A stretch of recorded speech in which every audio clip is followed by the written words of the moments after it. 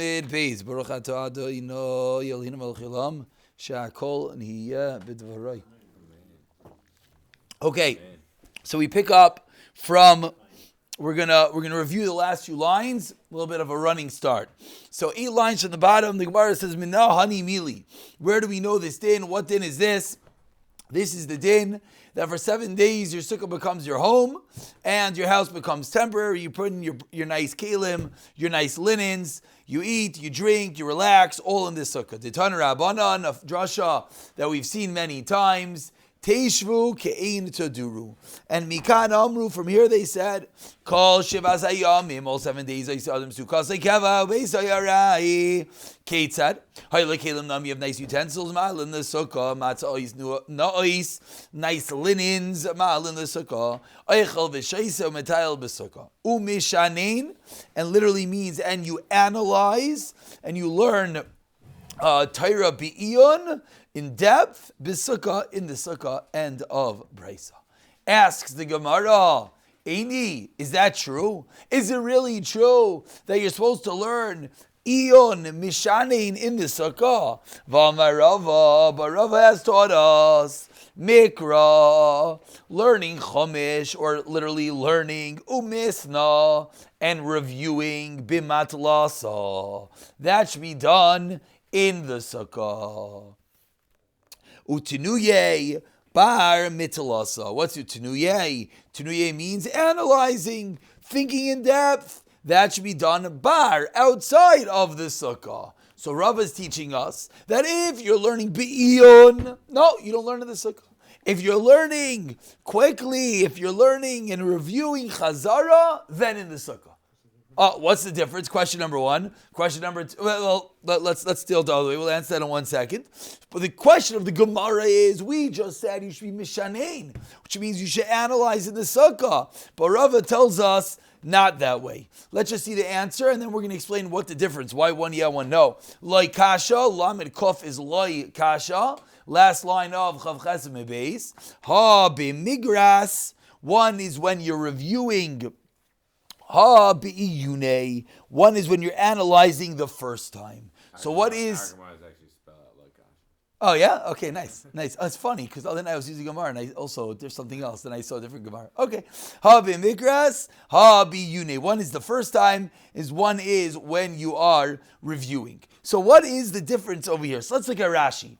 Rashi, 4 lines from the bottom, says bar mimatlasa, outside of the sukkah. Says Rashi, Im Yirtza, if you want. This is when the kasha of the Gemara, in which we said that when you're learning in depth, you could do it outside of the sukkah. Says Rashi, Dimitztayerhu, because you're going to be in pain. Umitztayer pater mina sukkah, v'ha'avir, and the air yafaloi laharchiv daitoi, to open up your mind. So basically, and now everyone could argue that when one learns Bikiyas, his mind is more this, and when one learns Biyin.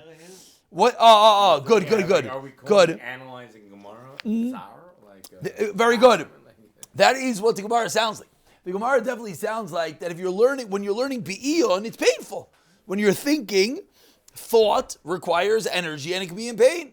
And to have to do an intense analytical thought process in the sukkah is not possible, because your mind is not going to be at ease. Why are you going to have more fresh air outside the sukkah than inside? So Teishu came to do it. Same thing. If you do it in the house. So what it sounds like is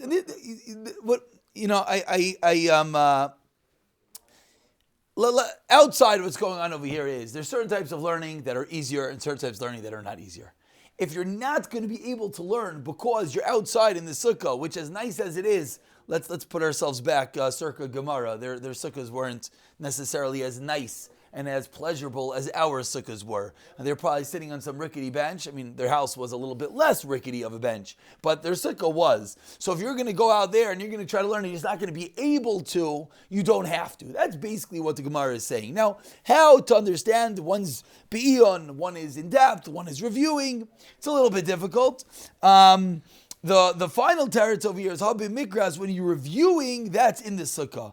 Bi'iyune, when you're thinking in depth, that's going to be outside of the sukkah. Why? Simple answer is that when you learn something the first time, you need to have total concentration, and it's not easy to have total concentration inside the sukkah.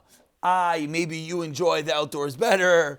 Some people's sukkahs are more nicer. Okay, so then maybe you would be machayiv. But the Gemara is giving us a general idea. What happened with Pirkei Avos of this week? So Vado, we're not saying you're potter from learning. You got to learn. But when you're learning in depth, Rav Yossi is bringing out that we see a chiddush.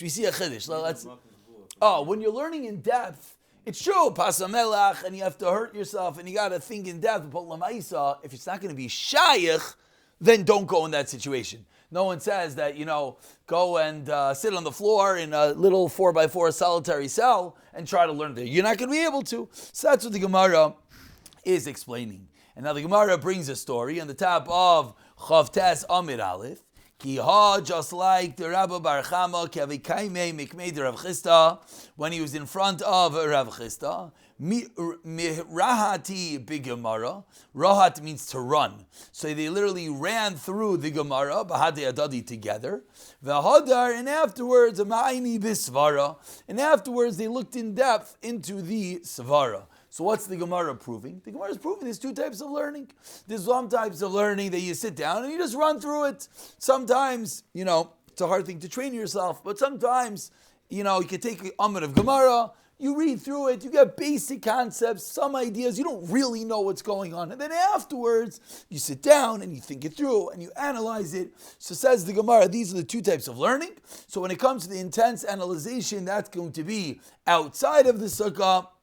When it comes to something a little bit lighter, that's going to be inside the sukkah. And this is, you should know, the big heter that we're learning that everything should be done in the sukkah. But the question is, if I sit in my sukkah, let's say learning, I won't be able to learn. Whether it's because it's too hot, it's too cold, it's too this, it's too buggy. So the answer is, if you're going to learn better in a base medrash, you're allowed to. And this is really where it comes from. As we see in the Gemara, that within the chiyuv is built in this heter when necessary. Amar Ravan, we continue. What items should be in your sukkah? 3 lines down. Chavtes Amid Aleph. Money. Money means, not money. Money means, money. Money means kelim. Money means utensils. So money mishtaya. Shasa means to drink. So money mishtaya, a utensil that you drink with. In English, we'll call it a cup. Thank you. Bimatlasa, those go in your sukkah. Mani michla, the literally means the eating utensils. Bar mimatlasa, that goes outside of your sukkah. Now, why does one go in your sukkah, one go out of your sukkah? So if you look at Rashi on the second narrow line, Rashi gives us the klal. And again, in all things, it's important to understand the rule, and then we can know how to apply it. Rashi says, why should your drinking cups be in your sukkah? Lefi, the second line in Rashi, she'inon mi'usim, they're not disgusting. You finish drinking, you can leave your cup in the sukkah, it's not gross. You go to many a desk, what do you find in the desk? A cup is sitting there, it's not disgusting. But when you finish eating, and the dishes and the cutlery that's full of leftover food, that doesn't belong in the sukkah. Bar midatlasa, you take that out of the sukkah. And that's what the next Rashi points out. It's referring to the stuff after you finish eating. Chetzva v'shachil. Chetzva is an earthenware jug. It's a pouring pitcher that you pour water from it. V'shachil is a wooden pail of water. Bar mimatlasa. Again, these are items that are serving utensils, is the way we would call them. You don't bring the whole Poland Spring big bottle into the sukkah. You bring in a cup, you bring in a little bottle. You don't start bringing in this big earthenware jug. It's not appropriate for this sukkah. Vishraga. A shraga is a lamp, is a candle. A candle, a lamp, bimatlasa, belongs inside your sukkah. Asks the Gemara, asks or says, Va'amrila, and some say, Bar mimitzlasa, that the lamp should be outside of your sukkah. So we have a stira, is the lighter in or not? Answers the Gemara. A very simple answer, V'loi pligi, ha b'sukkah gedayla, ha b'sukkah ketana. In a sukkah ketana, you do not bring the lamp inside. Now, why not? So one would have thought The reason is because you don't want to burn down your sukkah. So the Gemara Pashtus doesn't really have to speak it out. The reason is we're talking about a candle of cheres, and these candles got gross. It's like some earthenware wax situation. So when you're in a little sukkah and you have this, naft, I think it's what it's called, right? These smelly, icky candles. Not paraffin, like kerosene. Yeah, kerosene, like those type of things. So if it's a little area on the candles there, it's gross. If it's a big Yishmaka sukkah in the corner, you have such a lamp, it doesn't bother you. So again, items that are befitting for the sukkah go in the sukkah. Items that are not go outside of the sukkah. Let's go a job further. Yardu gishamim. It starts raining. Yeah? This is just the din you're saying in what gets gross or not. Correct.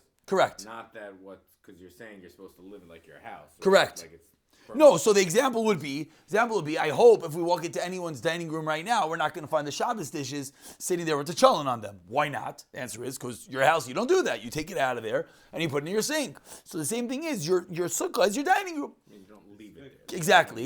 You don't leave it there. Vadu, you can eat there. You don't leave it there. Now, there is, especially in our world, there are some gray areas which are, l'chayra garbage can doesn't belong in the sukkah, right? What if I get a fancy garbage can with a cover?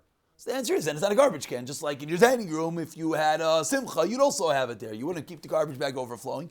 That's the gedder. So if you bring a pail out to wash your hands, so everybody doesn't have to go inside. Good. Then when you're finished, you bring it inside. Good. When you finish, you bring it inside. Yeah, there's all these interesting cases. But yeah, the basic idea is you could do things in the sukkah, but then when you're done, you get it out of the sukkah. The sukkah is not a place that should be gross. So it's a covered issue. Covered issue, correct. Because you normally think since it's outside, people just leave stuff in their home. Exactly. Meaning it's really bringing out the greatest form of Teishu Kein Taduru. The greatest form of Teishu Kein Taduru is it's your dining room. In your dining room, would you leave it there? The answer is no. Now, it's true. And then at nighttime, it becomes your bedroom. So now that it's your bedroom, you have your bed there and your covers. Now, when you finish it being your bedroom, l'chayra, you get that out of there, and now you make it nice to be your dining room again. Yardu Gisham Majab further. Tana, we learned in our Mishnah. What is the barometer that you leave your sukkah? Mishetisrach hamikvah. When the porridge spoils, shel grisin, the Bryce adds on, of split beans. And we learned in the Rashi that porridge, oatmeal, is a specific geder. The reason being that it's a medium consistency item that could absorb some water, but not a lot, right? We said that if you have a soup, what's the big deal? You get some water in it. If you have, on the other hand, a beef jerky, it can have a lot of water in it. If you have an oatmeal, it's this middle level. Now, what shall grisin? Grisin is split beans.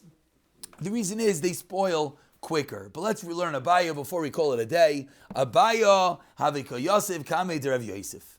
Abaya was sitting in front of Rav Yosef in Matzalasa inside the sukkah. Nashav zikra, the wind blew. Kamaisi sibusa. And what happened? Some little sibusa, some little splinters blew off the schach. Sometimes you have, the natural schach. Always has to be natural. But like more the branchy type. And some branches flew off. Amrlu Rav Yosef, Abaya says, Panuli mani mehacha. Get rid of my kalim from here. I am leaving the sukkah. Amar le Abaya. Abaya says, Va'anan tanan. What did our Mishnah say? When can you leave? Not when there's a little drop of a splinter, not when it's a little rain. When the porridge spoils. So why are you leaving when it's a little bit? You should leave when it spoils. Amar le lididi. A very important line for me. Kiman da anina daite. My das is anina. It's very delicate. It's very, in the art school terms, is fastidious. I don't know what that word means, but I wrote it in because apparently art school said it. It's very delicate. It says Rav Yosef, it's as if my porridge spoiled. Whether this is halach l'maisa or how far this goes halach l'maisa, can someone say, you know what, that's it, finished. That's a little bit of a difficult, but we see already the Heilige Abaya and Rav Yosef felt, Rav Yosef actually. What? Yeah. What do you mean? It's a job sunny, that's it, I'm done? Okay, we have to, definitely a point that we have to, whatever, but we do see that there is a point that it is subjective, and we'll stop over here. Let's try to get a